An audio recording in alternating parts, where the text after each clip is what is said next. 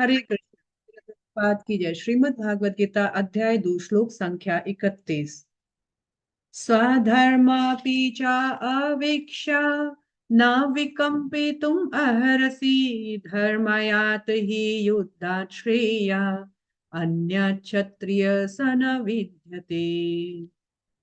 क्षत्रिय होने के नाते अपने विशिष्ट धर्म का विचार करते हुए तुम्हें जानना चाहिए कि धर्म के लिए युद्ध करने से बढ़कर तुम्हारे लिए अन्य कोई कार्य नहीं है। अतः तुम्हें संकोच करने की कोई आवश्यकता नहीं है। भगवान अब तक अर्जुन महात्मा को ज्ञान के माध्यम से उसका उनके जितने भी डाउट्स हैं वो दूर कर रहे थे। लेकिन अब भगवान साथ साथ में सकाम कर्म के अनुसार भी युद्ध करना सही है ये बता रहे हैं। सकाम कर्म क्या होता है? सकामा यानी कामना के साथ कुछ रिजल्ट चाहिए अपना।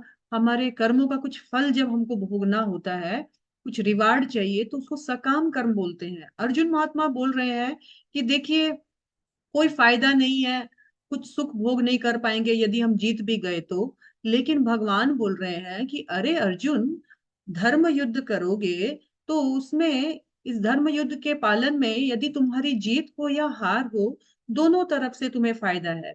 अगर तुम जीतोगे तो तुम राज्य भोग करोगे, पृथ्वी का भोग करोगे, और अगर तुम हारोगे तो तुम स्वर्ग लोक को प्राप्त करोगे।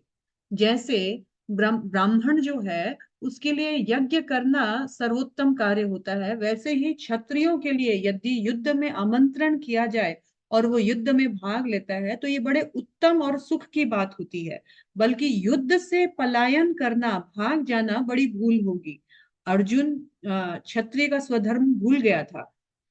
धर्म के लिए युद्ध करना ही क्षत्रिय का सबसे बड़ा स्वधर्म होता है, जो उसके लिए सबसे मंगलकारी कार्य होता है। उससे बढ़कर और कोई दूसरा मंगल कार्य नहीं होता है। इससे पाप नहीं बल्कि इससे मंगल होगा। और सकाम कर्मियों का क्या होता है, कुछ लक्ष्य चाहिए, उनको कार्य करने का कुछ लक्ष्य चाहिए। तो भगवान बोल रहे हैं अरे, तुम्हारे पास तो लक्ष्य भी है कि तुमको इस युद्ध से स्वर्ग की प्राप्ति होगी या फिर राज्य की प्राप्ति होगी। तो दोनों ही कंडीशन में विन विन सिचुएशन है। तुम्हारी हार या तुम्हारी पराजय कहीं भी नहीं है, दोनों ही सिचुएशन में तुम लाभ प्राप्त करोगे, सुख प्राप्त करोगे। हरे